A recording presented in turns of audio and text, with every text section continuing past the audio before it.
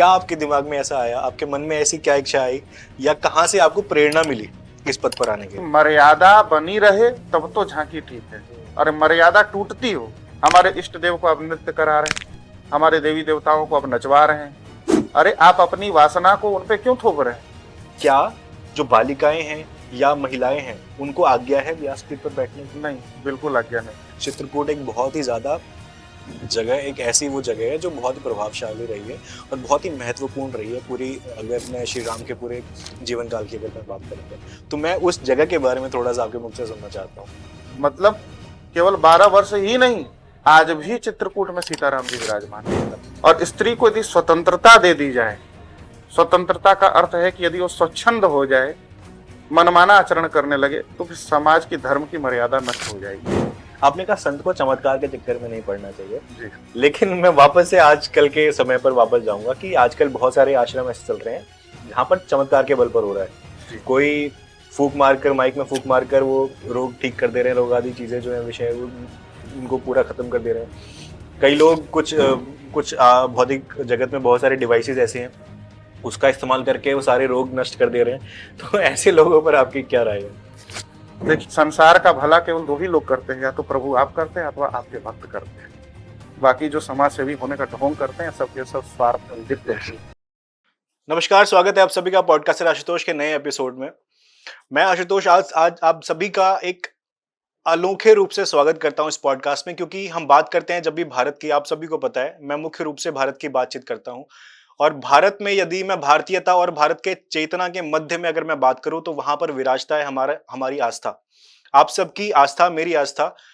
और भारत में सदियों से आस्था पर बात होती रही है और आज का ये एपिसोड मुख्य रूप से इसी विषय पर आधारित है, इसी विषय पर केंद्रित है। और आप सभी की जानकारी के लिए मैं एक चीज और बता दूं, हमारे भारत मूल के परम पूज्य गुरु जगत गुरु श्री राम भद्राचार्य जी महाराज को आप सभी जानते होंगे। और आज इस वार्ता में हमारे साथ उनके परम शिष्य जो उनको परम प्रिय हैं आज हमारे बीच जुड़े हैं। मैं तहे दिल से स्वागत करता हूं श्री उज्जवल महाराज जी का। आज आप पधारे महाराज जी, हम बहुत धन्य हुए। मुझे भी बहुत अच्छा लग रहा है। कैसे हैं आप? बहुत, सब राघव कृपा, गुरु गोविंद की कृपा है। आपके चेहरे पे एक अलग ही तेज, मैं जब आपसे पहली बार मिला, मतलब आपको देखकर ही मैं मंत्रमुग्ध हो गया बिल्कुल। मतलब ये क्या है, ये राम नाम की कृपा है, गुरु जी की कृपा है, कैसे? बिल्कुल राम नाम की कृपा है। और जब व्यक्ति धर्म के कार्यों को करता है, धर्म के नियमों पर चलता है और भजन करता है, तो ये सब होना स्वाभाविक होता है। मैं ये नहीं कहूँगा कि मैं बहुत अधिक भजन करता हूँ, लेकिन कहीं ना कहीं ऐसे महापुरुषों के सानिध्य में रहने का फल और संध्या वंदन, दैनिक नियम जप आदि का फल तो मिलता ही व्यक्ति को। उसके चेहरे पर, उसके शरीर पर वो सारे लक्षण परिलक्षित होते ही हैं। तो ये सब भारत की जो परंपरा है, उस परंपरा में हम सभी लोग एक दौर से गुजरे हैं जिस दौर में हमारे गुरु होते थे, हम पढ़ते जाते हैं, गुरु के पास पढ़ते हैं। लेकिन भारत में बहुत सारे गुरु हैं और एक तरफ गुरु श्री राम भद्राचार्य जी महाराज हैं। क्या लगता है उस शिष्य को जिसके गुरु स्वयं जगत गुरु श्री राम भद्राचार्य जी महाराज हैं? मतलब आपको बहुत ही गौरवान्वित महसूस होता होगा। बिल्कुल बिल्कुल, मुझे गौरव की अनुभूति होती है। जब मैं 2009 में गुरुदेव की सेवा में आने को तैयार था, तो हमारे घर में किसी को विश्वास नहीं हुआ। सबने सोचा कि भाई इतने बड़े जगत गुरु वो एक साधारण बच्चे को अपने पास क्यों रखेंगे। किसी को विश्वास नहीं हुआ।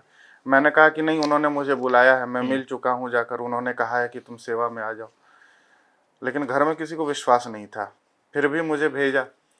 फिर बाद में उन्होंने जब गुरुदेव के साथ मुझे देखा तो फिर उनको विश्वास हुआ।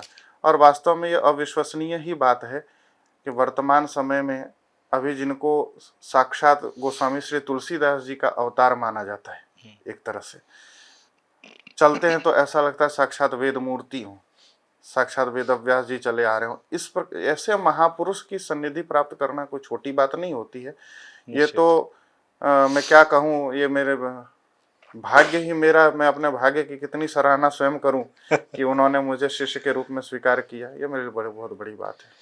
आपने बोला कि मैं नाम इतने बड़े हमारे कुल के कुलपति हम श्रीमान तुलसीदास जी महाराज, उनको उनकी बात जब हम उनका नाम लेते हैं, मैंने आपका प्रवचन एक सुना था, आप भागवत कथा कर रहे थे शायद, उसमें आपकी एक वीडियो आई थी, उस वीडियो को मैंने बड़े ध्यान से सुना। उसमें आपने बोला था कि जब हम बात करते हैं रामायण की रचना हुई, और हाँ आपने बात की कि जो स्वामी तुलसीदास जी महाराज है वो स्वयं अवतार हैं, और आप बात करें कि श्री रामभद्राचार्य जी महाराज वो भी अवतार है। ये कहानी मैं चाहता हूँ कि आप अपने मुख से सुनाएं। देखिए क्या है कि गोस्वामी तुलसीदास जी आदि कवि वाल्मीकि जी के अवतार हैं, ऐसा शास्त्रों में वर्णन है। क्योंकि वाल्मीकि तुलसीदास कलौ देवी भविष्यति, ऐसा भविष्योत्तर पुराण में वर्णन है। उसमें शंकर जी पार्वती जी से कहते हैं कि हे देवी, कलयुग में साक्षात वाल्मीकि जी ही तुलसीदास जी के रूप में अवतरित होकर राम कथा को ग्राम्य भाषा में प्रकट करेंगे।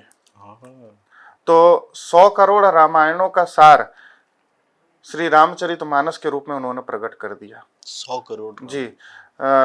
इसलिए नाभादास जी ने भक्तमाल में भी लिखा, कली कुटिल जीव निस्तार हित वाल्मीकि तुलसी भय। कली के कुटिल जीवों के कल्याण के लिए वाल्मीकि जी ही तुलसीदास जी के रूप में प्रकट हो गए। कली कली काल कलयुग। जी, कलयुग। और यदि वो प्रकट न हुए होते तो कलयुग में हम जैसे लोगों का कल्याण नहीं हुआ होता। क्योंकि आम जनता जो आज भारत में है, देश विदेश में जो भी लोग हैं, सब संस्कृतज्ञ नहीं है, संस्कृत के ज्ञाता नहीं है। और न ही उनके पास इतनी बुद्धि है और न ही उनके पास इतना विवेक है कि 100 करोड़ रामायण, चूंकि रामायण शतकोटि अपारा, अरे 1-2 रामायण भी नहीं समझ सकते वो। संस्कृत तो आती ही नहीं, तो ऐसे में उनका कल्याण कैसे होगा। तो यही चिंतन करते हुए देखिए वाल्मीकि जी तुलसीदास जी के रूप में प्रकट हो गए और अवधी भाषा में जन सामान्य को भगवान के चरणों में लगाने के लिए रामचरितमानस जी को प्रकट कर दिया। और संत जन कहते हैं कि भाई देखो, वेद पाठ करने वाले ब्राह्मण को, वेद पाठी ब्राह्मण को वेद पाठ करने पर जो फल मिलता है, वही फल किसी भी आम व्यक्ति को रामचरितमानस के पाठ करने से मिल जाता है। इसलिए वो तो साक्षात कली पावना अवतार हैं, तुलसीदास जी महाराज अवतार। अच्छा, जहां तक हमारे गुरुदेव की बात है, तो गुरु ऐसी प्रतिभा ये साधारण नहीं। आप देखते होंगे प्रतिभाएं तो अनेक हुई हैं, पर ऐसी प्रतिभा कि भौतिक नेत्र न होते हुए भी ऐसी स्मरण शक्ति और भिन्न भिन्न विषयों, चाहे व्याकरण हो अथवा वेदांत हो अथवा काव्य रचना शक्ति हो, सब में अभूतपूर्व गति है। तो इसलिए मैं मानता हूं कि निश्चित रूप से वे अवतार ही हैं। हम सभी ने गुरुजी को टीवी पर देखा और उनके कथा सुने, उनके मुख से जो भी वाणी वो बोलते हैं, पर वाणी उसको सुना, उसको ग्रहण किया। लेकिन आप उनके साथ रहे, उनके सानिध्य प्राप्त हुआ है आपको, तो वास्तव में उनका व्यक्तित्व कैसा है और उनका सानिध्य कैसा है, उससे आपकी क्या अनुभूति रही? मैं कहाँ तक प्रशंसा करूं। मैंने 2009 से लगातार देखा, कई बार देखा।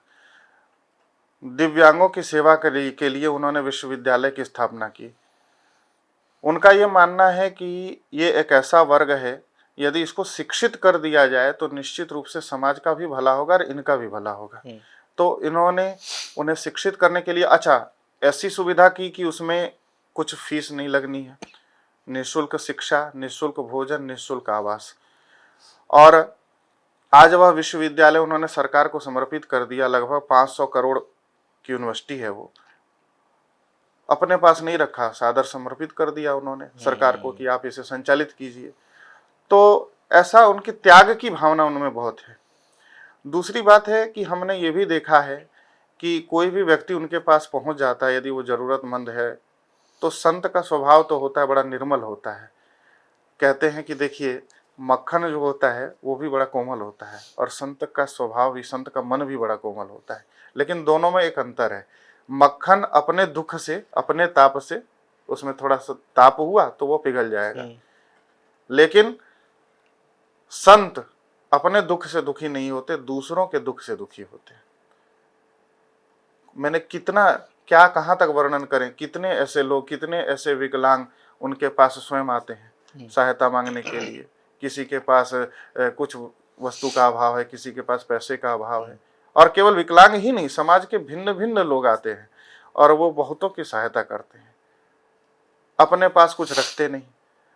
तो ऐसा स्वभाव है, त्याग की भावना है, दूसरों का दुख दूर करने की भावना है। कितने ऐसे लोग आए उनके पास, मैंने देखा जिनकी संतान नहीं थी, तो उनके आशीर्वाद, उन्होंने आशीर्वाद दिया और उनको संतान की प्राप्ति हो गई। तो उन्हें परोपकार की भावना है। मैंने कई लोगों के मुंह से सुना है ये चीज़ कि जैसे भगवत मार्ग पर जब चलने लग जाते हैं तो वो उनसे जब पूछा गया कि आपको कहाँ से आदेश हुआ, मतलब कहाँ से आपके दिमाग में ये चीज़ आई कि आपको भगवत मार्ग पर जाना है, आपको इस रास्ते पर अब चलना है। आपके लिए मैं पूछना चाहता हूँ कि आपने बताया कि 2009 से आप प्रभु जी के साथ हैं, तो क्या आपके दिमाग में ऐसा आया, आपके मन में ऐसी क्या इच्छा आई, या कहाँ से आपको प्रेरणा मिली इस पद पर आने के लिए? पहले सोशल मीडिया का इतना प्रभाव तो था नहीं और नहीं उसका प्रचार था। टेलीविज़न पर मैंने संतों को सुनना प्रारंभ किया 10वीं पर की परीक्षा पास करने के बाद, और कुछ लोगों को मैंने देखा रामायण का पाठ करते हुए, और कुछ घटनाएं सुनी, रामायण जी के प्रभाव के बारे में सुना, ग्रंथों के प्रभाव के बारे में सुना। उसके बाद भिन्न भिन्न संतों को जब टीवी पर देखा तो मैंने भी रामचरितमानस में गया। मेरा अपना जन्म स्थान देवघर जिला है, तो देवघर में जाकर मैं रामचरितमानस खरीद कर ले आया, उसका पारायण करना प्रारंभ कर दिया, पाठ करना प्रारंभ कर दिया। तो धीरे धीरे राम जी में मेरी अनुरक्ति हो गई, प्रेम हो गया। उसके बाद मैंने अचानक से कुछ समय के बाद पूज्य जगत गुरु जी को देखा टीवी पर। इनकी कथा चल रही थी जगन्नाथपुरी में, और उस कथा के मध्य में उन्होंने कई बार रामचंद्र जी के बारे में ऐसी ऐसी बातें बताई कि मुझे लगा कि ऐसा व्यक्ति मिल नहीं सकता। तो मैंने निर्णय ले लिया बस इनके दर्शन करने हैं, और बाद में फिर मेरा विचार बन गया कि दीक्षा लेनी है। तो वर्ष 2007 में मैंने देखा था गुरुदेव को। 2008 में मैं जब 11वीं में पढ़ता था, तो उस समय भाग भाग कर, किसी को पता नहीं होता था, मैं चला जाता था, तीर्थों में चला जाता था, वृंदावन चला जाता था, चित्रकूट गया और जाकर दीक्षा ले ली।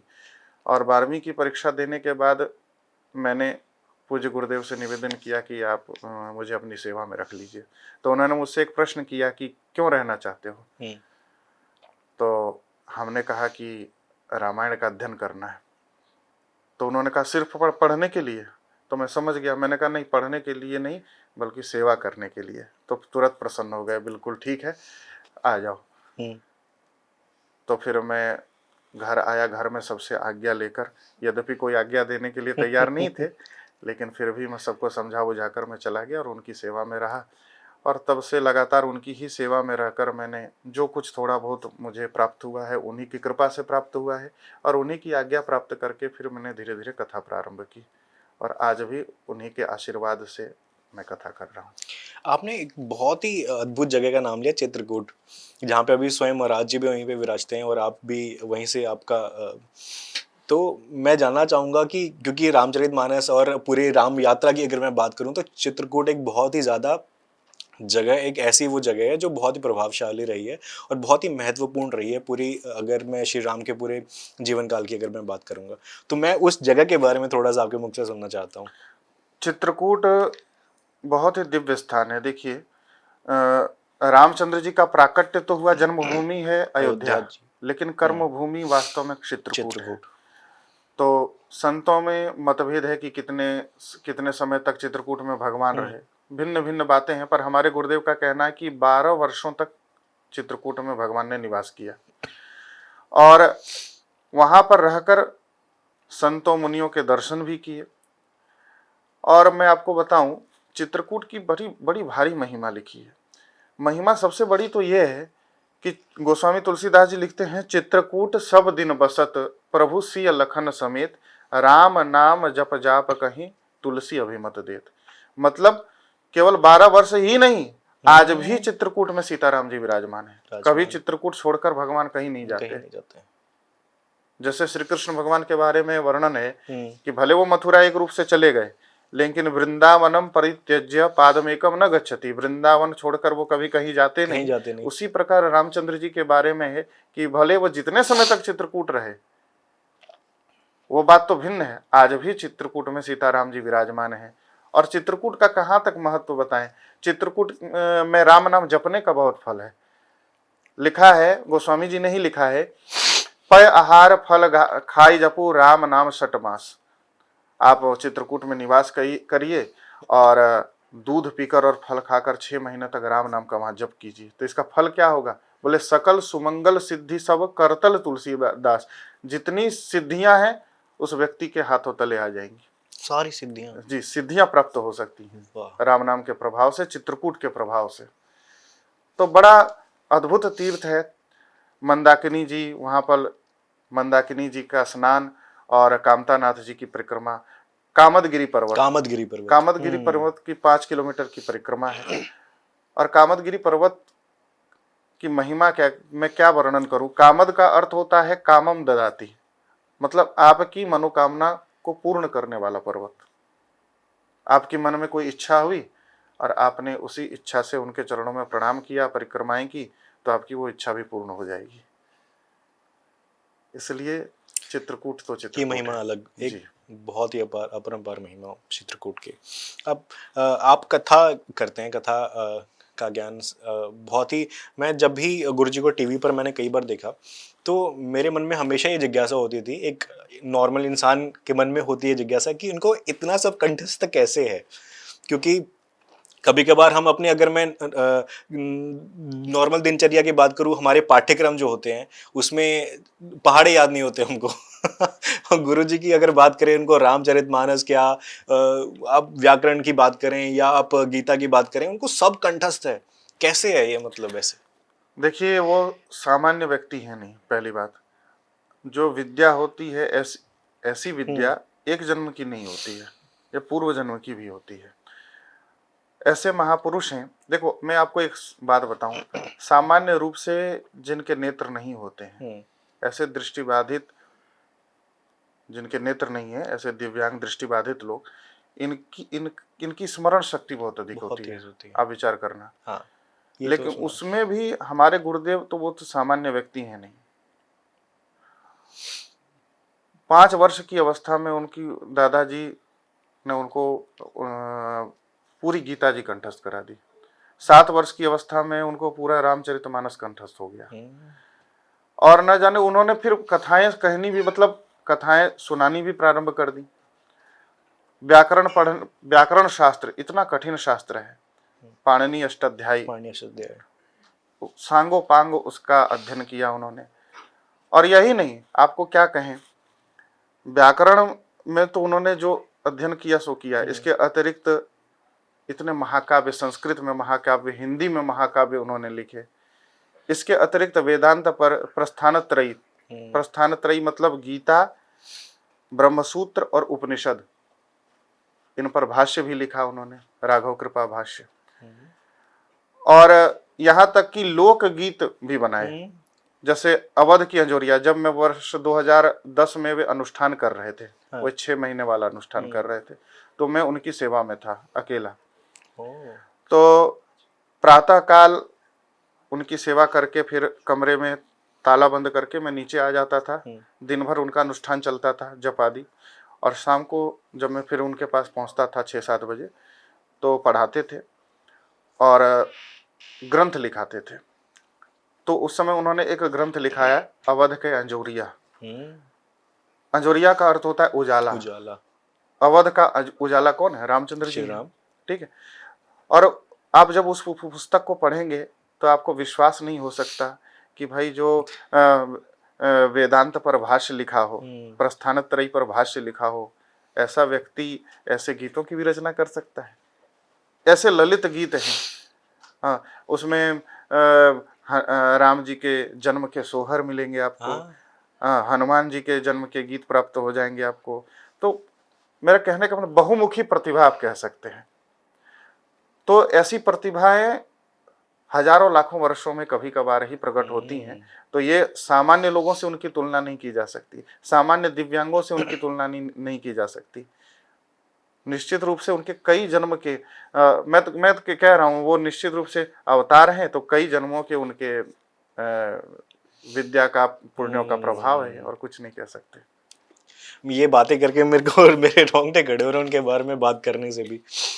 आपने कथा वाचक की बात की, नॉर्मल आजकल बहुत ज़्यादा देखने को मिलता है टीवियों पर, कई कथावाचक आजकल बहुत ज़्यादा बढ़ गए हैं। पहले जिस समय आपने बोला कि जब आप टीवी पर या रामचरितमानस के जो पाठ अध्ययन उन सबको देखकर आप प्रेरित हुए कहीं ना कहीं, टीवी पर यूट्यूब पर चलता था उस समय।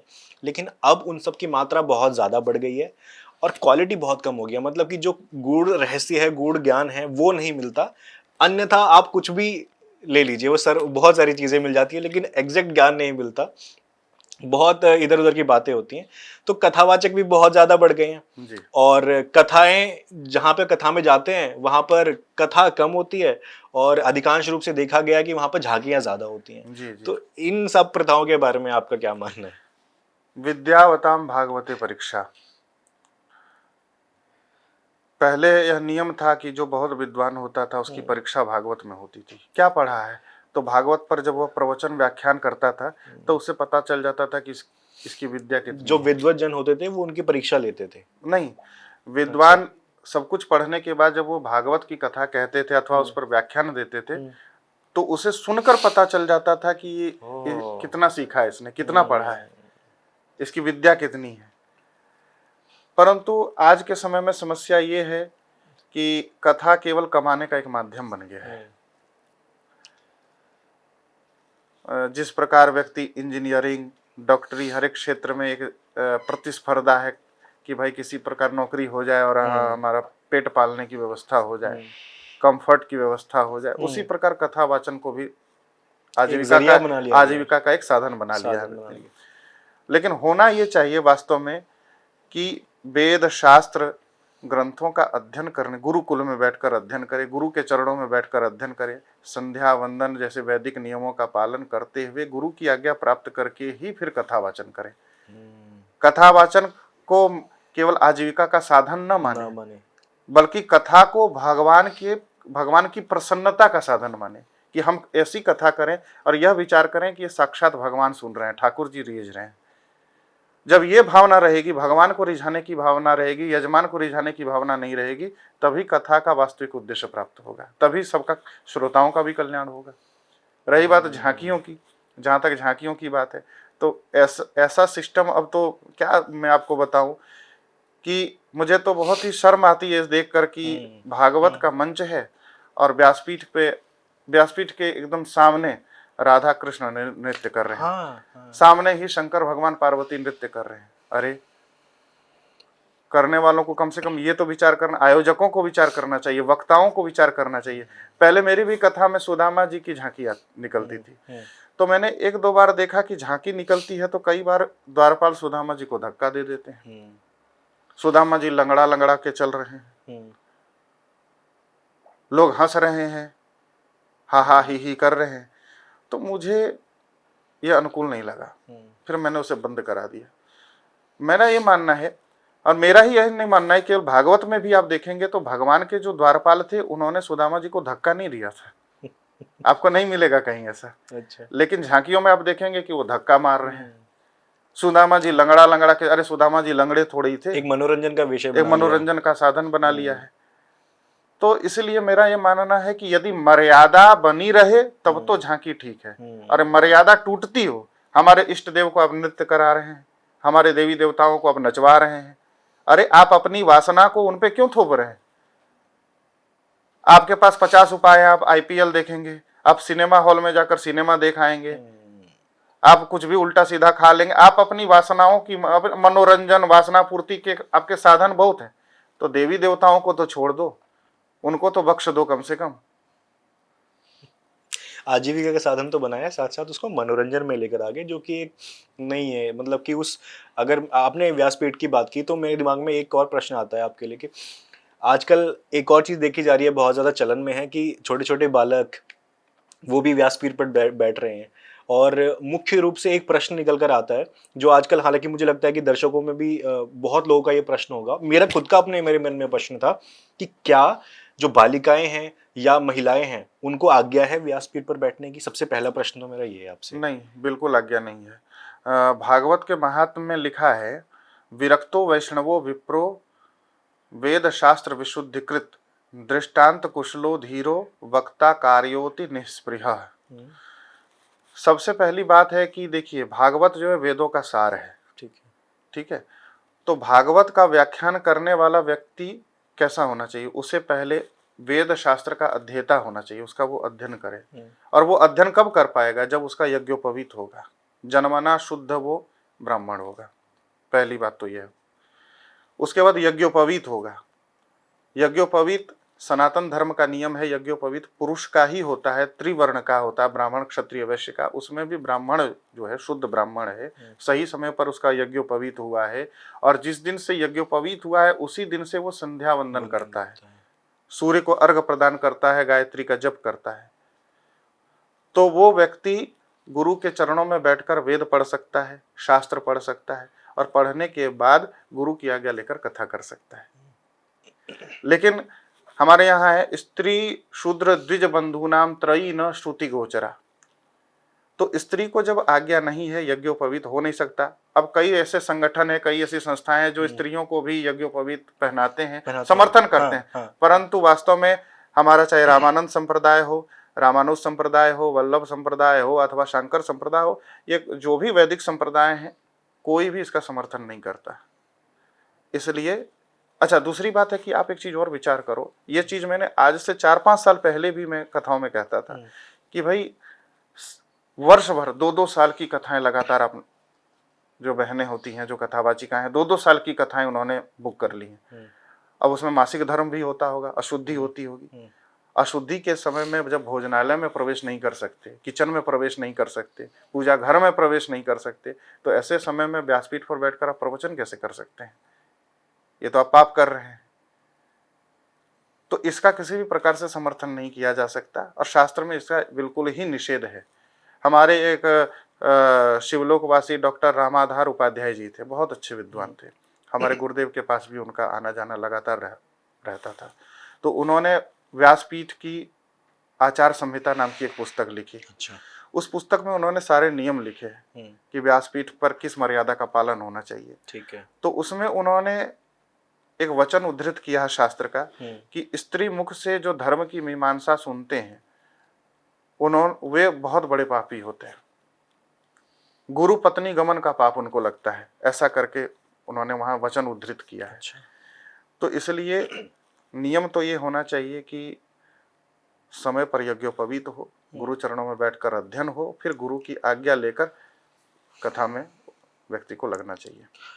महाराज, मतलब कि मेरा भी मैं एक तरह अगर सामान्य व्यक्ति की तरह सोचूं कि आप लोग वेद के ज्ञाता हैं, आप गुरु जी वेद के ज्ञाता हैं, इतने बड़े, बहुत सारे ऐसे लोग हैं जो बहुत ही सामान्य सोच रखते हैं, और अगर 21वीं शताब्दी में हैं तो वो कहीं ना कहीं उनका ये मानना है कि ये सारी बातें जो आपने बताई वो कहीं ना कहीं पुरुषवादी समाज का सूचक है। तो क्या मतलब सबसे पहला प्रश्न तो आपसे पूछना चाहूंगा कि मासिक धर्म के समय में क्यों वर्जित है स्त्रियों का मंदिर जाना या पूजा पाठ करना? इसमें वेद का कोई रेफरेंस मिल जाए तो वो ज्यादा। शास्त्र ने जो करने को कहा है वही धर्म है, जिसे मना किया है उसे यदि आप करते हैं वो अधर्म है। ठीक है, तो बहुत सारे प्रश्नों के उत्तर मिल भी जाएंगे आपको, बहुत सारे प्रश्नों के उत्तर नहीं भी मिलेंगे। वैज्ञानिक कारण बहुत सारे बताए जाते हैं कि भाई उस समय अशुद्धि होती है। शास्त्रों में देखो शुद्धि अशुद्धि का विचार किया गया है। जैसे हमारे यहाँ किसी की अगर मृत्यु हो जाती है अपने रिलेटिव में, तो व्यक्ति को सूतक लग जाता है। अब व्यक्ति खोज करे कि भाई क्यों सूतक लगता है, तो व्यक्ति अपने हिसाब से खोज करे, लेकिन शास्त्र ने तो बता दिया कि ये अशुद्धि का समय है, इतने दिन तक आप पूजा पाठ नहीं कर सकते, इतने दिनों तक ये फलाने कार्य आप नहीं कर सकते। उसी प्रकार स्त्रियों का अब संतजन कहते हैं कि देखो प्रकृति ने भी स्त्रियों के लिए उपाय किया, उनको भी छुट्टी दी है। सप्ताह में हमें एक दिन छुट्टी मिलती है रविवार को, तो 1 महीना में 4 छुट्टी, तो 5वें दिन तो वो भी शुद्ध हो जाती है, चौथे दिन तो वो भी शुद्ध हो जाती है, इसलिए तो उनको भी छुट्टी मिल गई। तो हाँ, तो मेरा कहने का मतलब ये है कि उस समय उसके शरीर से अशुद्ध रक्त निकलता है, जिसके चलते वो अशुद्ध मानी जाती है। संक्रमण वैज्ञानिक कहते हैं, या फिर जो साइंस पढ़ते हैं उनका कहना है कि उसमें संक्रमण फैलने का खतरा होता है। जिस वस्तु को छुए उसके ऊपर प्रभाव पड़ता है उसका, और शास्त्र भी इसी बात को कहते हैं कि उस समय यदि वो किसी जैसे भोजन को यदि छू दे तो भोजन भी संक्रमित हो जाता है, भोजन भी दूषित हो जाता है। तो उस समय स्त्रियों को क्या करना चाहिए, नियम से रहना चाहिए। पूजा घर में प्रवेश न करे, किचन में प्रवेश न, रसोई में तो प्रवेश न करे, और एकांत में रहकर अपने कक्ष में रहे। पहले तो और कठिन कठिन नियम हुआ करते थे, अब तो बहुत सारी सुविधाएं हो गई हैं। तो नियमों का यथासंभव पालन करे और स्पर्श से दूर रहे। पुरुष भी स्त्री का उस काल में स्पर्श न करे। विशेषकर 3 दिन तो कम से कम इस नियम का पालन करे, तो उससे पुण्य की ही प्राप्ति होती है। और यदि पालन नहीं करता तो उसे पाप लगता है। अब यदि आपने कहा कि ये पुरुषवादी, तो देखिए ये इस समस्या का कोई समाधान नहीं, व्यक्ति को ये समस्या लगती है। लेकिन आप विचार करो, पुरुष, मैं आपको क्या कहूं, हमारे गीता में जब अर्जुन गीता सुनने के लिए तैयार हो रहे थे तो अर्जुन ने यही बात कही कि देखो, स्त्री के लिए एक नियम है शास्त्र में। नियम ये है, पिता रक्षति कौमारे, जब वो कुंवारी होती है तो पिता उनकी रक्षा करते हैं जी। युवावस्था में पति रक्षा करते हैं और वृद्धावस्था में पुत्र रक्षा करता है। और स्त्री को यदि स्वतंत्रता दे दी जाए, स्वतंत्रता का अर्थ है कि यदि वो स्वच्छंद हो जाए, मनमाना आचरण करने लगे, तो फिर समाज की धर्म की मर्यादा नष्ट हो जाएगी। अब अर्जुन की यही चिंता थी। अर्जुन ने कहा कि जब पुरुषों की भारी संख्या में हत्याएं होंगी युद्ध में, तो निश्चित है कि विधवाओं की संख्या बढ़ जाएगी, फिर धीरे धीरे महिलाएं उच्छृंखल हो जाएंगी, तो इससे वर्णाश्रम धर्म का लोप हो जाएगा। हमारे सनातन धर्म का जो आधार स्तंभ है वर्णाश्रम है, जिसे आप कहते हैं जाति। मैं आने वाला था उस जी। ये वर हमारे यहाँ 4 वर्ण हैं, 4 आश्रम है, ये आधार स्तंभ है। कई लोग कहते हैं कि महाराज ये सब हटा देना चाहिए, लेकिन ये संभव नहीं। आप विचार करिए, आप हिंदुओं को दूसरों से अलग कैसे मानेंगे? आप कहेंगे कि जो ईश्वर को मानता है वो हिंदू है, तो मुसलमान भी तो ईश्वर को मानता है जी, तो वो भी हिंदू कहलाएगा क्या? ईसाई भी तो ईश्वर को मानता है, तो वो भी हिंदू कहलाएगा क्या? यदि आप कहें कि पूजा पाठ करने वाले, प्रार्थना करने से जो करता हो वो हिंदू है, तो अजान तो वो भी देते हैं मुसलमान। ईसाई भी तो भाई कुछ प्रार्थनाएं करते हैं, तो आप उनसे अलग कैसे हैं? आपके यहाँ क्या ऐसी विशेषता है जो उनमें नहीं है? तो आपके यहाँ सबसे बड़ी विशेषता है कि आपके यहाँ वर्ण है, आपके यहाँ आश्रम है और जातियां हैं। और 4 ब्राह्मण, क्षत्रिय, वैश्य, शूद्र 4 जातियां हैं, और ब्रह्मचर्य, गृहस्थ, वानप्रस्थ और सन्यास, ये 4 आश्रम।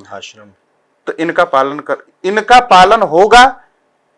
कब होगा? जब रक्त की शुद्धि रहेगी। रक्त की शुद्धि कब रहेगी? जब महिलाएं और पुरुष ये सभी शुद्ध बने रहेंगे, अपने आचरण में ठीक रहेंगे। अब यदि महिलाएं भ्रष्ट हो गई अथवा पुरुष भी साथ में भ्रष्ट हो गए, तो समाज में विकृति फैल जाएगी। रक्त की शुद्धि खत्म तो वर्णशंकर संतान होगी। वर्णशंकर संतान को श्राद्ध और तर्पण करने का अधिकार नहीं दिया शास्त्र ने, पूर्वज नरकों में गिर जाएंगे।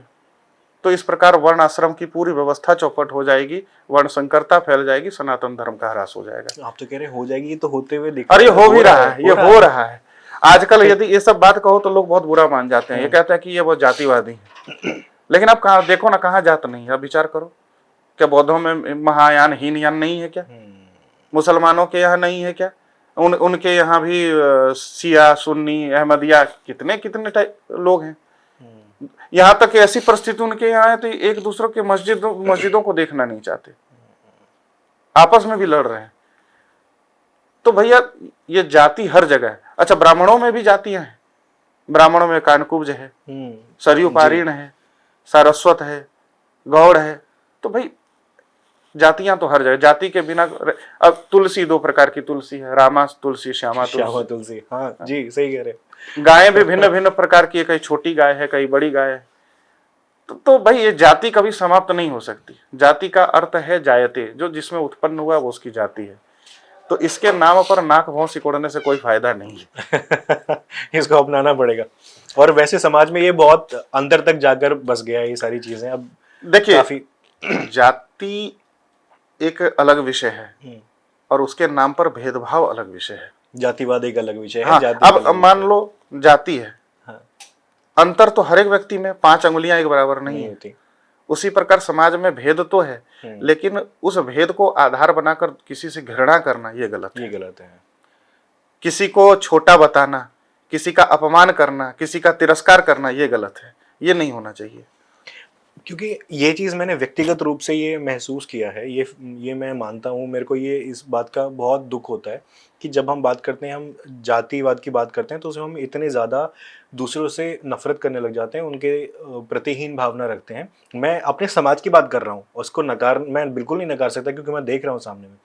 लेकिन वहीं पे मैं बात करता हूँ मेरे प्रभु श्री राम, जिन्होंने माँ अहिल्या का उद्धार किया, जिन्होंने माँ शबरी के झूठे बेर खाए, जिन्होंने नौका पार करते हुए केवट। जो केवट है उनको गले लगाया, जिन्होंने जो वंचित थे, जिनको अपने राज्य से निष्कासित कर दिया गया, उनको गले लगाया। मतलब उन्होंने पूरे रास्ते जो वंचित थे, निष्कासित थे, जो समाज के सबसे आखिरी वर्ग में बैठे हुए लोग हैं, उनको पकड़ा, उनको गले लगाया। तो हम कौन होते हैं आज के समय में, जो अभी समाज में जो वंचित हैं, जो पिछड़े हुए हैं, उनको हम अपने हीन भावना से देखें? तो हम, मुझे ये कहीं ना कहीं बहुत गलत लगता है। बिल्कुल गलत है। देखिए क्या है, मैंने आपसे क्या कहा, हमारे यहाँ भेद है, पर भेद के नाम पर किसी से घृणा करने की आज्ञा शास्त्र ने नहीं दी है, पहली बात है। किसी में नहीं, सब में देखो, पंडिता समदर्शिना, ये गीता का सिद्धांत है। पंडित कौन है? पंडित का अर्थ ज्ञानी। ज्ञानी कौन है? जो समदर्शी है, सब में भगवान को देखता है। सिया राम मैं सब जग जानी, करूँ प्रणाम जोरी जुग मानी।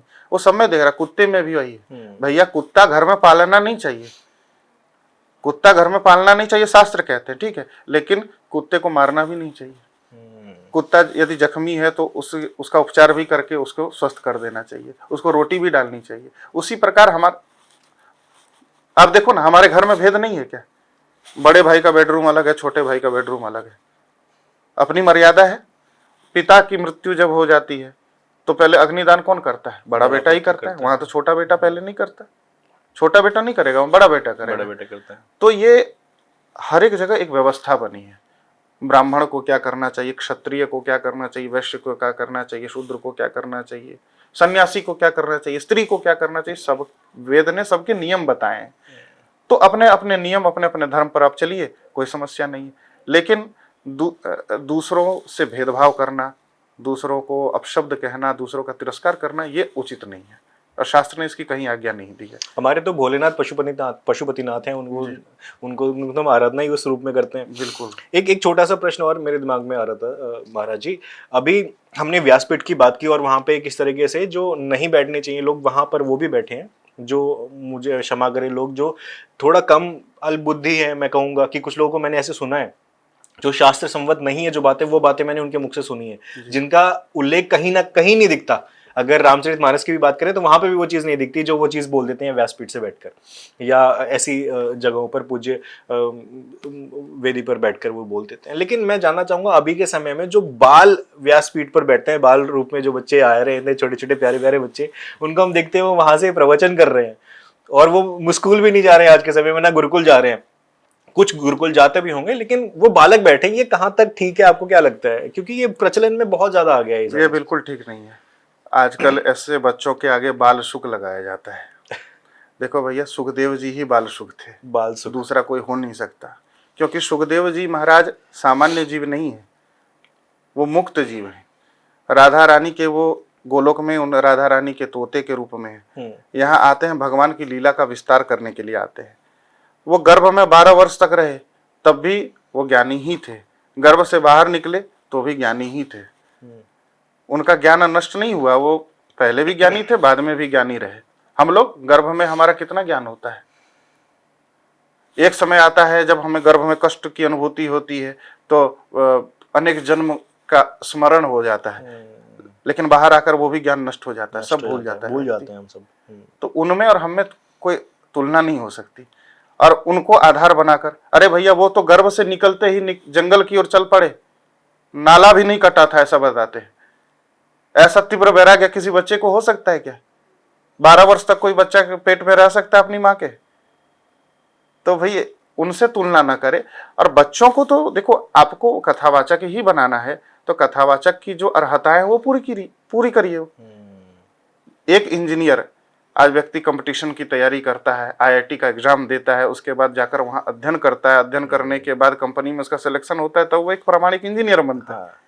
तो कथावाचक में ऐसा नियम नहीं होना चाहिए। कथावाचन के क्षेत्र में जो आए, हिंदी ट्रांसलेशन पढ़ लिया, वो कथावाचक बन गया, उसका यज्ञोपवीत नहीं हुआ है, फिर भी मुंह से मंत्र बोल रहा है, उसे अधिकार है मंत्र बोलने का। जिस समय में उसे अध्ययन करना चाहिए, गुरु के चरणों में बैठकर कम से कम 12 वर्ष का अध्ययन करना चाहिए, 12 वर्ष तक पढ़ना चाहिए, उस उम्र में वो कमा रहा है, कथा कथा के माध्यम से पैसे पैसे कमा रहे हैं। कमाने का उपाय कर रहा है वो। और माता पिता, इसमें सबसे बड़े जिम्मेदार उसके माता पिता है। बच्चे को स्वयं प्रेरणा नहीं होती, माता पिता कहीं ना कहीं उनको प्रेरित करते हैं कि ये बाल सुख बन जाए। तो मैं निवेदन करूंगा, ऐसे माता पिता जो भी हैं उनसे निवेदन करूंगा कि अब बाल सुख बनाने का प्रयास मत कीजिए, उनका बचपन नष्ट मत कीजिए। वो अभी पढ़ेंगे नहीं तो बाद में क्या करेंगे? उनको शास्त्रों का ही ढंग से ज्ञान नहीं होगा तो दूसरों की शंका का क्या समाधान करेंगे? दूसरों का क्या उपाय बताएं? दूसरों के कष्ट को कैसे हरेंगे वो? इसलिए उनको पढ़ने दीजिए, ढंग से पढ़ें, पढ़ने के बाद फिर आगे देखा जाएगा। आप श्री जगत गुरु श्री रामभद्राचार्य जी के सानिध्य में रहे, और मैंने सुना है लोगों के मुझसे कि वो चमत्कार में, उनको भी बोलते हुए सुना है, चमत्कार में वो नहीं भरोसा करते, पुरुषार्थ पर उनका ज्यादा बल रहता है। तो आप उनके साथ रहे, आपने उनके साथ रहकर उनके सानिध्य में कोई चमत्कार देखा है जो उनके कुछ शरणों के प्रताप से कुछ आपने ऐसा कुछ वहां पे ऐसा प्रभाव कुछ देखा हो? बहुत सारे चमत्कार देखे। जैसे कुछ बताइए। एक बार हमारे यहाँ छठ पूजा होती है, तो छठ पूजा में मैं हमेशा रहता हूँ जी। एक वर्ष में गुरुदेव की सेवा में आने के बाद छठ पूजा में जा नहीं पाया। तो जब मैं गुरुदेव के पास पहुंचा, अनुष्ठान चल रहा था गुरु जी का, 2010 की बात है। जब गुरुदेव के पास पहुंचा तो गुरुदेव के पास तो फोन वगैरह कुछ रहता नहीं था। तो ताला खोला, गुरु जी के पास पहुंचा अनुष्ठान कक्ष में। गुरु जी ने कहा तुम फोन लगाओ, तुम्हारी माँ रो रही है। मैंने कहा ऐसा कैसे हो सकता है, इनको कैसे पता चला? तो मैंने फ़ोन लगाया तो गुरुजी को दिया। गुरुजी ने बात की, आप क्यों रो रही थी? तो वो कहती हैं कि बेटा आया नहीं छठ पूजा में इसलिए। तो कहा आप चिंता मत करो, ये मेरे पास बिल्कुल ठीक है। एक बार और बता रहा हूँ, एक प्रोफेसर बी पांडे, गुरुजी जो दिव्यांग विश्वविद्यालय है, हाँ। उसके वो कुलपति, तो बगल वाली बिल्डिंग में उनका आवास था। एक बार विश्वविद्यालय से आए और कपड़ा बदल के वो गुरुजी के दर्शन के लिए आए। तो गुरुजी कहते हैं आज तुम हंस क्यों रहे थे कपड़ा बदलते समय?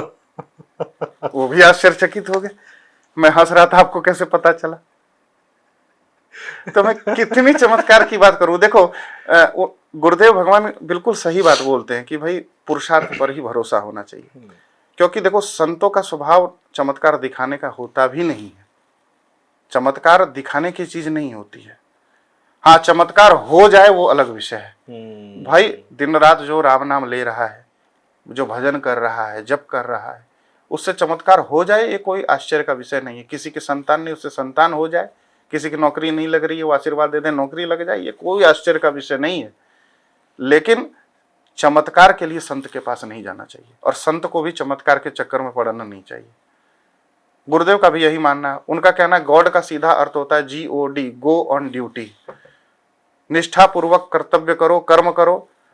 धर्म ने तुम्हें जो कर्म, वेद ने तुम्हें जो कर्म बताए हैं, समाज ने तुम्हें जो दायित्व दिया है, सबका निष्ठा पूर्वक निर्वहन करो, यही तुम्हारी सबसे बड़ी पूजा है। आपने कहा संत को चमत्कार के चक्कर में नहीं पड़ना चाहिए जी। लेकिन मैं वापस से आजकल के समय पर वापस जाऊंगा कि आजकल बहुत सारे आश्रम ऐसे चल रहे हैं जहां पर चमत्कार के बल पर हो रहा है। जी। कोई फूक मारकर, माइक में फूक मारकर वो रोग ठीक कर दे रहे हैं, रोग आदि चीजें जो है विषय उनको पूरा खत्म कर दे रहे हैं। कई लोग कुछ भौतिक जगत में बहुत सारे डिवाइसेस ऐसे हैं, उसका इस्तेमाल करके वो सारे रोग नष्ट कर दे रहे हैं। तो ऐसे लोगों पर आपकी क्या राय है? देखिए, जहाँ चमत्कार की बात आती है तो 90% से अधिक चमत्कार करने वाले ढोंगी हैं। ये सच्चाई है। और मैं ये मैं नहीं कह रहा हूँ कि चमत्कार होता नहीं है, बिल्कुल होता है। सनातन धर्म में चमत्कार बिल्कुल होते हैं, कोई असंभव नहीं है। लेकिन सच्चे लोग कम हैं। अधिकांश लोग ये फूंक मारने वाले भिन्न भिन्न चीजें करने वाले, अधिकांश लोग ठगी करते हैं, और लोग इस चीज को समझ नहीं। भारत के लोग बड़े भोले भाले हैं, वो जहाँ देखते हैं चमत्कार वहीं करते हैं नमस्कार, ठीक है। तो ऐसे लोगों से हम लोग कथा करते हैं तो उनको यही समझाते हैं कि आप इसके चक्कर में, गोस्वामी तुलसीदास जी बैठे थे गंगा जी के किनारे, तो उनको उस पार जाना था, तो एक योगी दिखाई पड़े। तो योगी ने कहा कि मैंने अपने जीवन के कई वर्ष लगा दिए तब मुझे एक सिद्धि प्राप्त हुई है। अच्छा। तुलसीदास जी ने कहा कौन सी सिद्धि? बोले कि मैं जल के ऊपर चल कर उस पार जा सकता हूं, मैं डूबूंगा नहीं। तुलसीदास जी ने कहा बस इतना ही? अरे 2 रुपए तुम किसी नाविक को दे देते, वो तुम्हें ऐसे ही पार कर देता।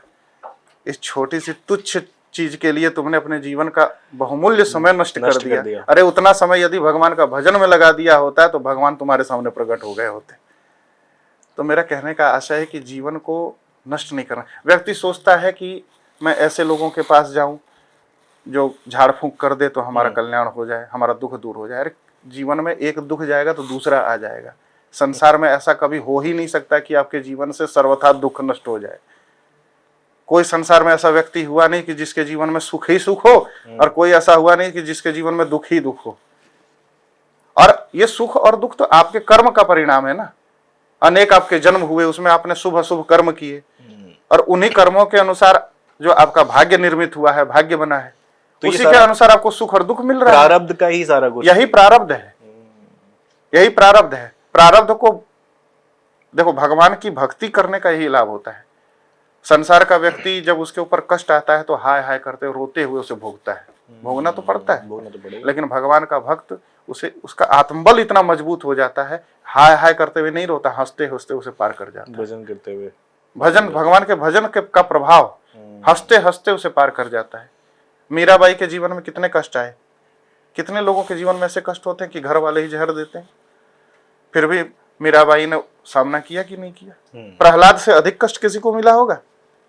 पिता ने पहाड़ से फिकवाया, बुआ ने जलाने का प्रयास किया, पिता ने सर्पों से डसवाया, क्या नहीं किया। 5 वर्ष के बच्चे के साथ ऐसा किया कि बड़ों बड़ों के साथ आज नहीं होता है।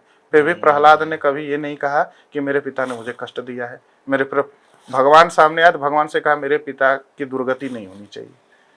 यही भगवान के भक्त, वो भगवान के भक्त की भावना ये होती है कि जिसने मेरा अपकार किया, मेरा नुकसान किया, उसका भी कल्याण होना चाहिए, उसकी ये भावना होती है। इसलिए भक्ति इसलिए जीवन में आनी चाहिए, इससे आपका जीवन बदल जाएगा, आपकी सोच बदल जाएगी, आपका व्यक्तित्व तो बदल जाएगा। और जितने आप सांसारी रहेंगे उतने आप विषयासक्त रहेंगे, उतने आप स्वार्थी बने रहेंगे, उतना आप दूसरों का। कहते हैं कि भाई आज बड़े बड़े समाज सेवी होते हैं। कोरोना में मैंने एक फोटो देखी, एक अकेला, एक मरीज, 5 लोग पकड़े हुए थे उसे, फोटो खिंचवा रहे थे। भैया तुलसीदास जी कहते हैं हेतु रहित जग जुग उपकारी, तुम तुम्हार सेवक असुरारी। हे प्रभु, संसार का भला केवल 2 ही लोग करते हैं, या तो प्रभु आप करते हैं अथवा आपके भक्त करते हैं। बाकी जो समाज सेवी होने का ढोंग करते हैं सबके सब स्वार्थ में लिप्त लोग हैं। सनातन तो ज्ञान देता है, सर्वे भवन्तु सुखिनः सर्वे सन्तु निरामया, लेकिन आजकल ये प्रचलन ज़्यादा हो गया फोटो लेकर सोशल मीडिया पर डालने का।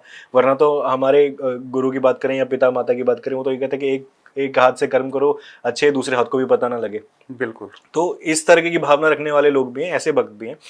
मैं महाराज जी एक प्रश्न पर आना चाहूँगा ज़रूर कि मैंने कई टीवी चैनलों पर भी पूज्य गुरुदेव को सुना है, और हालांकि हाल ही में एक पॉडकास्ट भी मैंने देखा था, तो वहाँ पे बात हो रही थी कि उन्होंने कुछ जो रामचरितमानस में कुछ अशुद्धियाँ की बात करें या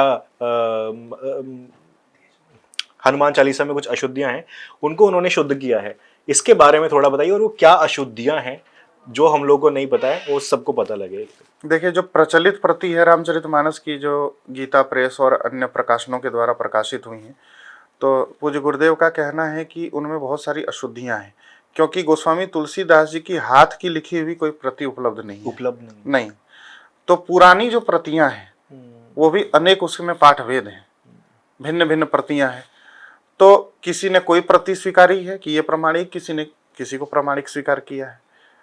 तो पूज्य गुरुदेव जो स्वयं व्याकरण शास्त्र का अध्ययन करके, भिन्न भिन्न शास्त्रों का अध्ययन करके उन्होंने ऐसी विद्वता प्राप्त की, तो उन्होंने अनेक पुरानी प्रतियों को देखा और रामचरितमानस का संपादन किया, संशोधन नहीं किया। लोग भ्रम में रहते हैं कि संशोधन किया, सुधार किया, सुधार नहीं किया है, बल्कि संपादन किया है।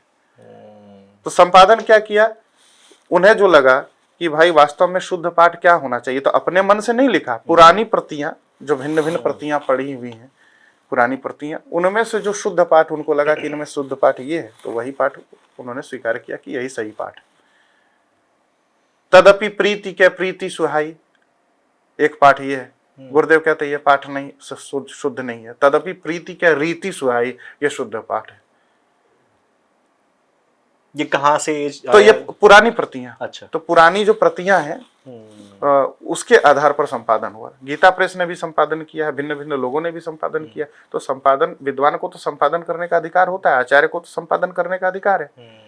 हनुमान चालीसा की बात है। हाँ। तो गुरुदेव कहते हैं जो प्रचलित हनुमान चालीसा है शंकर सुवन केसरी नंदन, गुरुदेव का कहना है कि नहीं, शुद्ध पाठ है शंकर स्वयं केसरी नंदन। तो अपने मन से नहीं किया है, कहीं ना कहीं उनको प्राप्त हुआ है।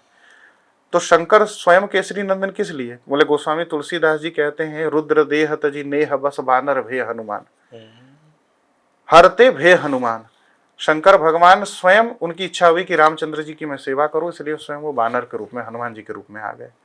तो इसलिए वो शंकर हनुमान जी शंकर जी के पुत्र नहीं है, बल्कि साक्षात शंकर जी ही हनुमान जी के। हरते भे हनुमान, हर माने शंकर जी, उससे वो हनुमान जी बन गए।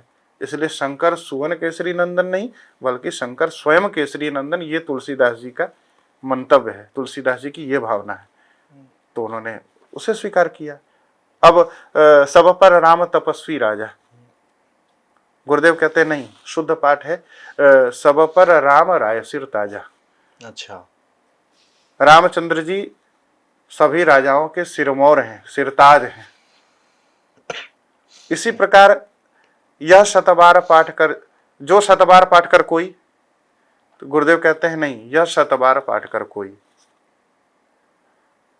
तो इस प्रकार शुद्धि अशुद्धि की जहां तक बात है, तो जो अशुद्धियां उन्होंने गिनाई है उनका उन्होंने कारण भी बताया है। आप जब हमारे आश्रम श्री तुलसी पीठ से रामचरितमानस की प्रति लेंगे जी, तो उसमें उन्होंने जो भूमिका लिखी है पूज्य गुरुदेव ने, उसमें उन्होंने बहुत अच्छे से इसका विस्तार से वर्णन किया है कि भाई मैंने कोई संशोधन नहीं किया, मैंने संपादन किया है और आचार्य को संपादन करने का अधिकार है।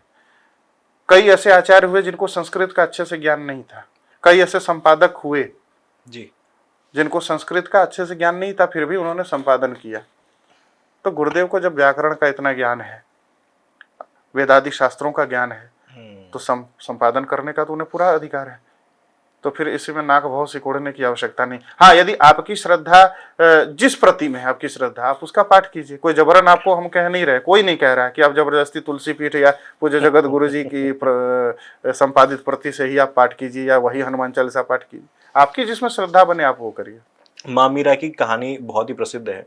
तो जब वह भजन कीर्तन कर रही थी उस समय शायद कोई राजाधिराज, मुझे पूरी कहानी ये मालूम नहीं है, लेकिन वो एक पंक्ति याद है जो उन्होंने बोला था कि वो कोई भजन गा रही होंगी तो वहां पे किसी ने टोका होगा कि ये राग तो गलत है, ये राग में नहीं गा रही हो तुम, इस तरीके से नहीं है, इस तरीके से गाया जाता है। तो शायद माँ मीरा ने बोला कि भगवान, मनुष्य को खुश करने के लिए राग में गाया जाता है, भगवान को खुश करने के लिए अनुराग में गाया जाता है। तो ये वही है कि अगर थोड़ी बहुत, क्योंकि शुद्धियां ये विद्वज्जनों की चीज है, क्योंकि जो लोग सामान्य लोग हैं जिनको ज्ञान नहीं है इतना, वो आज भी वही मेरी माता पढ़ती हैं कोई श्लोक और उसमें अशुद्धियां 10 होती है, लेकिन उनको वो उस अशुद्धि को इस भाव से पढ़ती हैं कि लगता है कि अभी नेत्र से आंसू आ जाएंगे। महाराज जी, कैसे देखा जाता है कि जो साधु संत होते हैं वो डरते नहीं हैं किसी से, ठीक है, और वो अपना मत, अपनी राय एकदम प्रखर रूप से समाज के सामने में रखते हैं। लेकिन अगर मैं आपसे पूछूं थोड़ा सा अलग जाके इस विषय से, कि क्या आपने कभी भूत प्रेत इस तरीके की चीजों का अनुभव किया है कभी? देखिए, नकारात्मक शक्तियां तो होती ही हैं और भूत प्रेत भी होते हैं, बिल्कुल होते हैं। जो लोग कहते हैं कि भूत प्रेत नहीं होते, लोग झूठी बातें फैला रहे हैं, ऐसा नहीं है, भूत प्रेत होते हैं। यदि आप शास्त्र को मानते हैं तो आपको ये बातें तो माननी पड़ेगी, और यदि आप शास्त्र को नहीं मानते तो फिर आप स्वतंत्र, आप कुछ भी मानिए, हमें आपत्ति नहीं है। शास्त्र को यदि आप मानते हैं तो आपको ये मानना पड़ेगा, अरे आप नित्य हनुमान चालीसा पढ़ते हैं, भूत पिशाच निकट नहीं आवे, फिर क्यों पाठ करते हैं? यदि आपको उस पर श्रद्धा नहीं है तो फिर पाठ करना बंद कर दीजिए।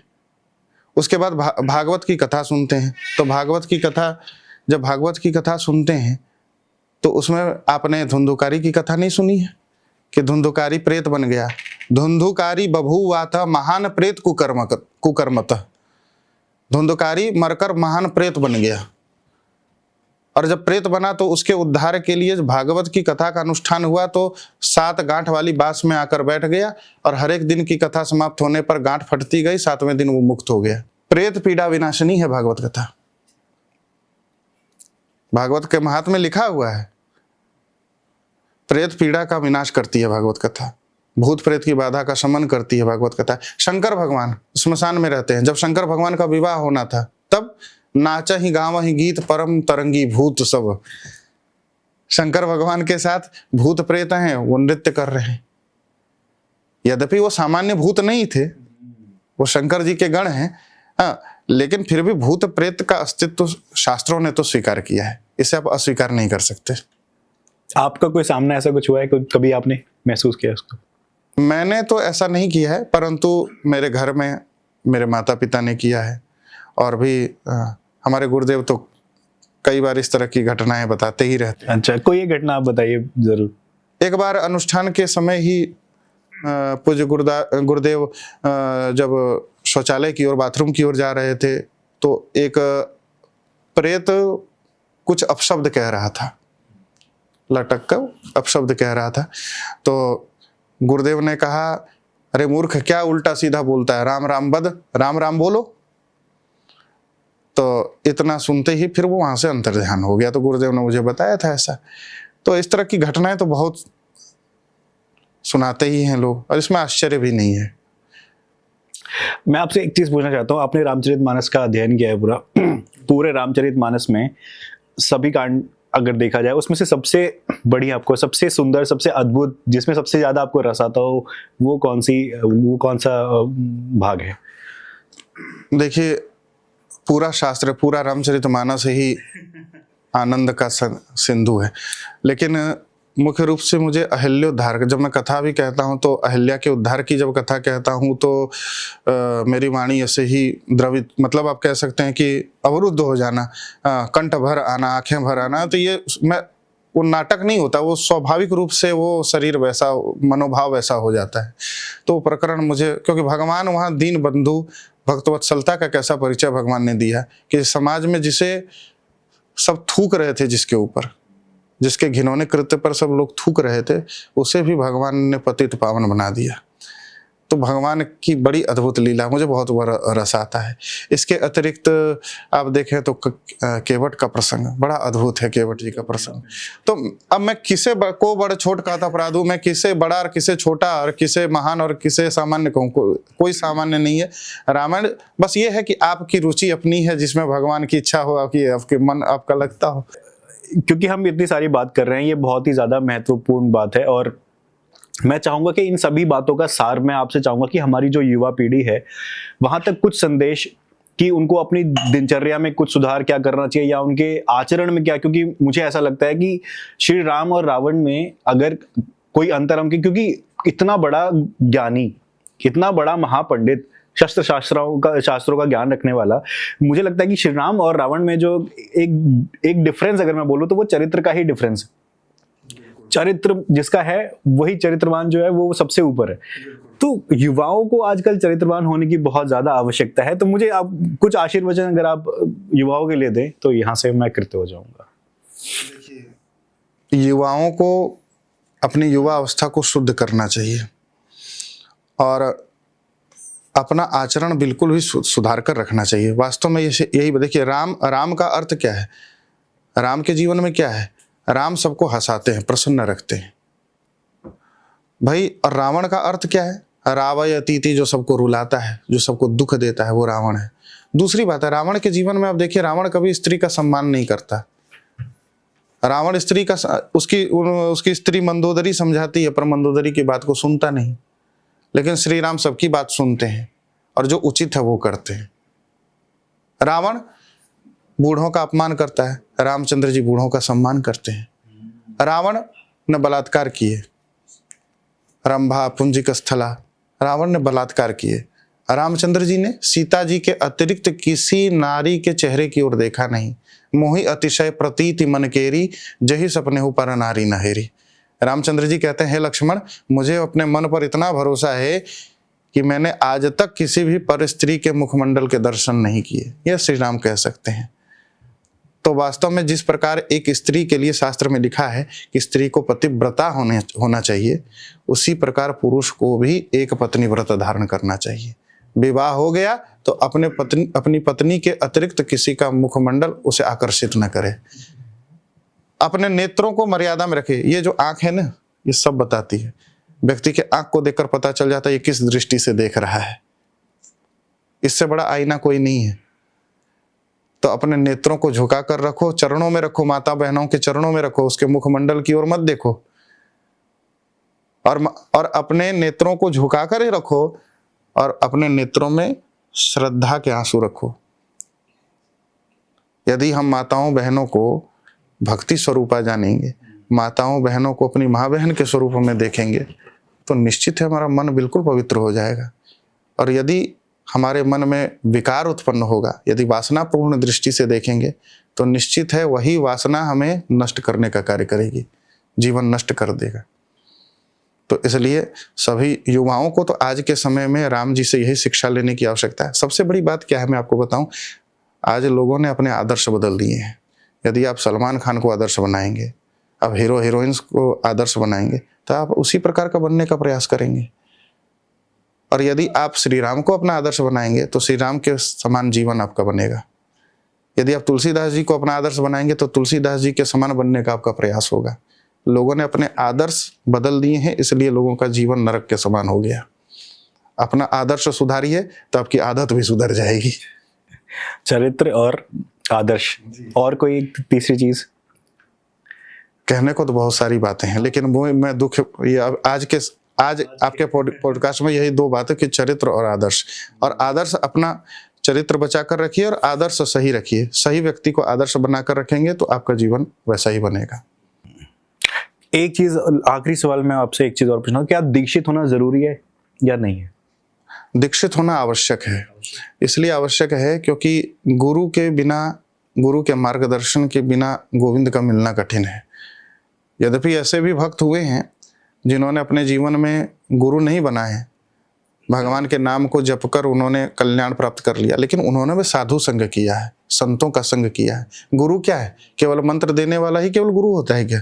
नहीं, मंत्र दान करे वो भी गुरु हैं, जो आपको शास्त्र का रहस्य बताए वो भी आपके गुरु हैं, जो सन्मार्ग पर चलने को प्रेरित करे वो भी गुरु हैं। तो गुरु होना आवश्यक है।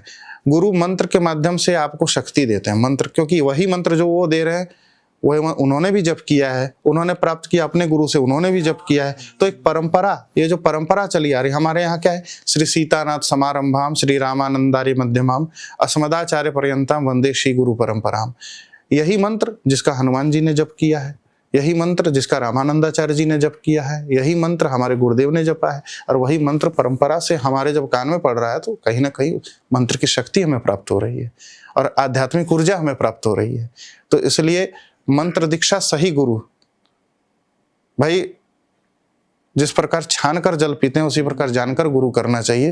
वो गुरु जो केवल अपनी पूजा करवाने में न लगे, जो केवल बड़े बड़े महल खड़े करने में ही उसका ध्यान ना हो, बल्कि भगवान के चरणों में जो आपको डाल दे, वास्तव में वही गुरु है। जो आपके मन के अंधकार का हरण करे, भगवान की भक्ति आपके मन में प्रकट कर दे, भगवान के हाथों में आपका हाथ डाल दे, ऐसे गुरु के प्रति समर्पित हो जाना चाहिए। उनसे दीक्षा लेकर, उनकी वाणी, उनके चरणों की सेवा करके अपना जीवन धन्य करना चाहिए।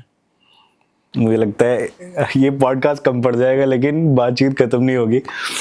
एक बहुत ही अद्भुत बातचीत हुई आपसे और मैं मुख्य रूप से आपका बहुत आभार व्यक्त करता हूँ कि आप यहाँ तक आए और आपने पॉडकास्ट किया और मुझे कृतज्ञ किया। सबसे बड़ी बात तो मुझे पूरे पॉडकास्ट में सच में ऐसा लगा कि सच में मैं रामभद्राचार्य जी की ही छवि देख रहा हूँ आप में। मुझे बार बार वही लग रहा था, क्योंकि आज तक किसी पॉडकास्ट में मैं ऐसे थोड़ा नर्वस नहीं हुआ हूँ कभी भी, लेकिन इस पॉडकास्ट में ऐसा हुआ कि मैंने स्टार्टिंग में पहला 2 टेक लिया, वो इसी वजह से मुझे लग रहा था कि साक्षात गुरु जी बैठे हैं सामने में। सभी गुरुजनों की कृपा है और आपके मन की पवित्रता है। आप स्वयं एक बहुत अच्छे मनुष्य हैं और आपका यह चैनल दूर दूर तक लोगों तक फैले, यही मेरी मंगल कामना है।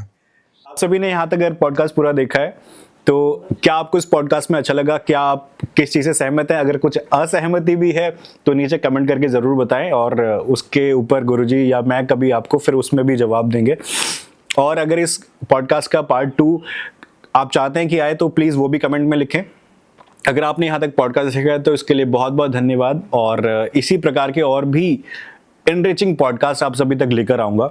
In your future. So thanks for watching. अगर आप लोगों ने यहाँ तक पॉडकास्ट देखा है तो बहुत बहुत धन्यवाद। चैनल को लाइक करें, सब्सक्राइब कर लो और शेयर भी कर देना। Thank you. जय श्री राम।